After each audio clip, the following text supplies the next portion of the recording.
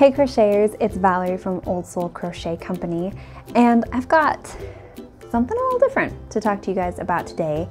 And it takes some context. So first off, I was thinking a couple weeks ago, I was kind of brainstorming ideas like how can I serve the crochet community better? Like I love making patterns, like vlogging is pretty fun.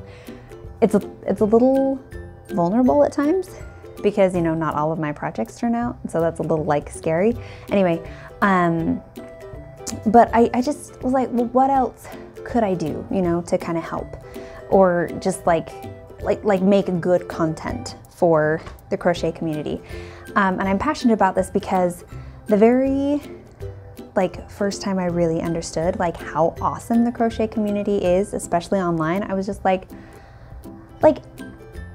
where has this beautiful community of people been my whole life? You know, because like there's so much negativity and pessimism and angst in the world, and I just feel like crocheters for me have just been this place of rest, this place of like I can put my work out there. Like I was saying, like sometimes vlogging is a little vulnerable, but a safe space where I can go out and I can say like, this is what I'm working on, this is what I'm trying, this is the vision I have in my head, and just like put myself out there, and people are loving and accepting and kind. I mean, every once in a while you get a random comment, but they're usually not actually a crocheter. They're just some random troll on the internet, you know, but like you guys have just been so amazing that like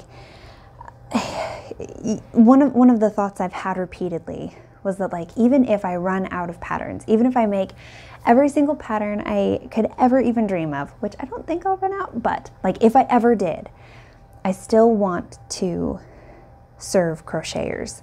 Like you guys are just amazing. Like you are the people that I want to spend my life's work serving. So I was thinking like, how can I do this? How can I help serve crocheters? And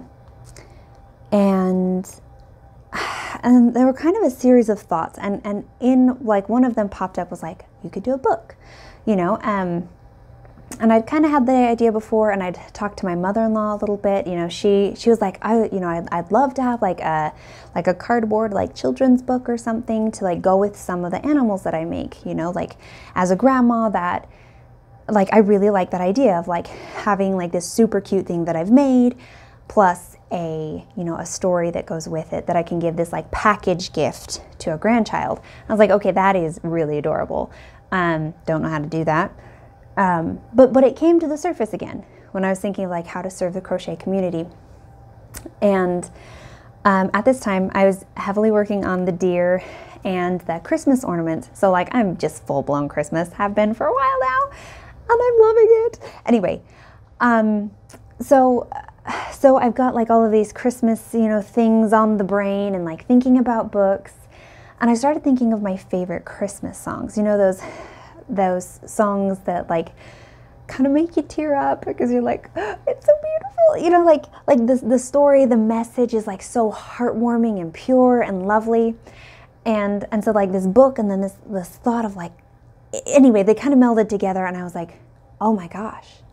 So I went to my husband because he's awesome with stories and I am terrible. Like I cannot write a story to save my life. Anyway, he's really good, naturally really good. He's also practiced a lot, but anyway.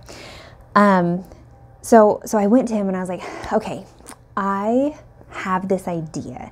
I need a book that's like crocheters and Christmas and like awe and wonder, and it's gonna make them feel awesome because they are awesome, and it's gonna be great, you know? And I was like, can you do something with that? And because he is so amazing, he was able to do something with that.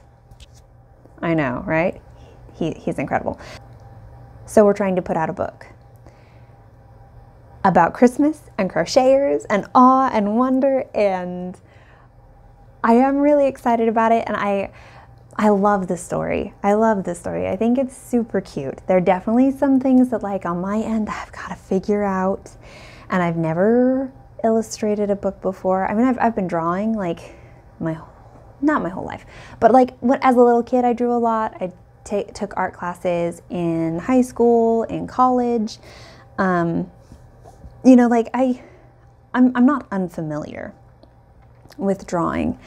But I was an interior design major, so most of my drawings were of like interiors, not people, and people are hard. So anyway, I've got a lot of learning, a lot of doing, and potentially a lot of vlogs on this topic. So the premise of the story is that Santa's elves have been watching and reading too many like fantasy videos, games, books, and decide that they're not supposed to be toy makers, they're supposed to be adventurers. And so he loses a lot of his workforce because they all go off. They put in their 2 weeks notice and go off to go adventuring. So Santa is downtrodden and he has to find someone else who's going to help him fill the orders. So anyway, I don't want to tell you guys all the story. I've got a lot more vlogs that I need to do, and there's so much.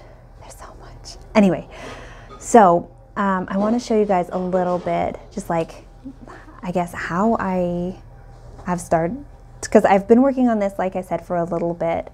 Not too long though. I wish I'd been working on it longer, because it's like, my gosh, Christmas is like literally right around the corner. So anyway, so my sketch development process, being the illustrator, is I start with like super duper rough sketches. You can see that. Let's see if I can get out of the frame in that.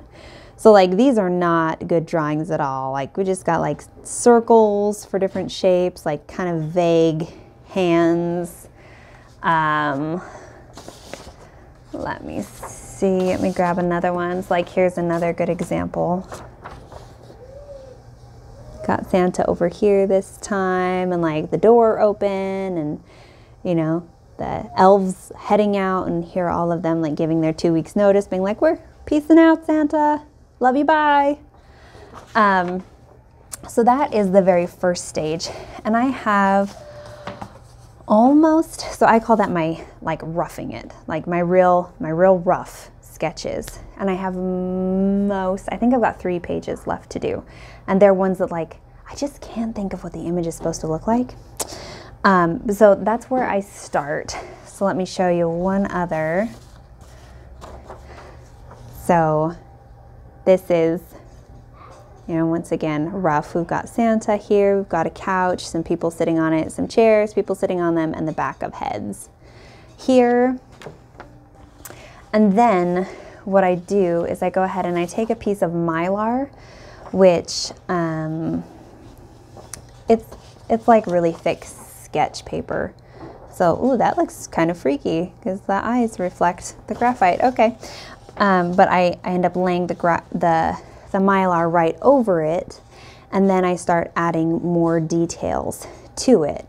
And so then, you know, you develop the people and, you know, where they're sitting and what's on the table, you know, like you really start kind of developing from there.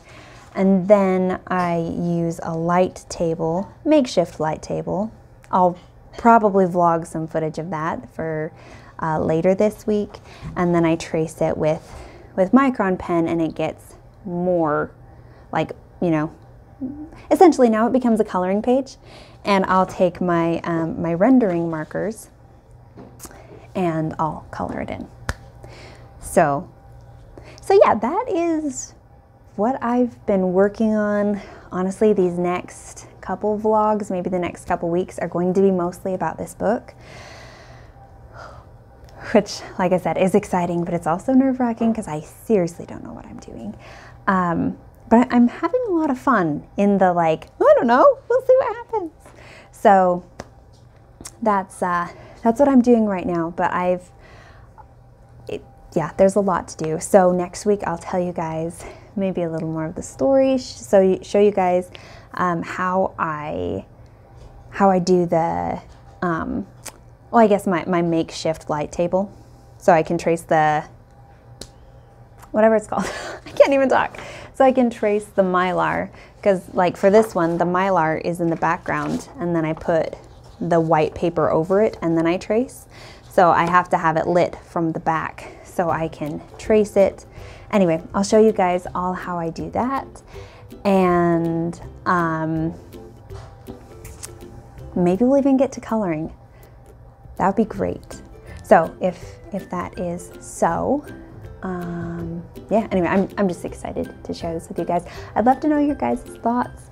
I know this is different. It's kind of a departure from what I typically do, but it's all in the name of, you know, serving crocheters, hopefully giving you guys a Christmas story that you guys can be excited about and feel more unified as crocheters. Like, this is who we are crocheters, and like feel like you're a part of something bigger, because you are, but there's nothing really out there that even acknowledges that.